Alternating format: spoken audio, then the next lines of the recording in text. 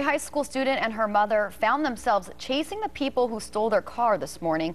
The pair followed the suspects through South Bakersfield neighborhoods while talking on the phone to police. 23 ABC's Chris Ornelas spoke with the victims and the Good Samaritan who helped them. Chris?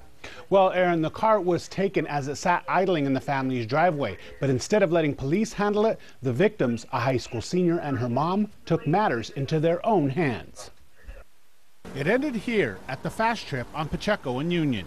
Officers from Bakersfield Police, the Sheriff's Office, and CHP's Stolen Car Task Force swarmed this stolen car and arrested 4 suspects.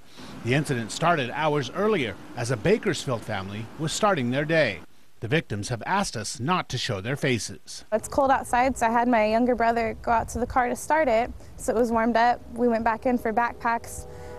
It wasn't even 5 minutes later, I went outside and, Mom, where's our car? After reporting their car stolen to police, the high school senior and her mom decided to drive around and look for their car. I never expected to see our car this morning. We just, we couldn't sit at home and do nothing, and we never thought we'd actually find it. But they did. They spotted their car on South H near Pacheco and called police while they followed the car. We weren't thinking of the dangers. We just decided, oh my God, there's our car. We have to go. The mom and daughter team followed the suspects onto a dead-end street and realized the suspects knew they were being followed. At one point, the 2 cars passed each other and the victims came face to face with the suspects. I ducked down to the bottom of the car, and all that's going through my head is, they've got a weapon. They're going to shoot us.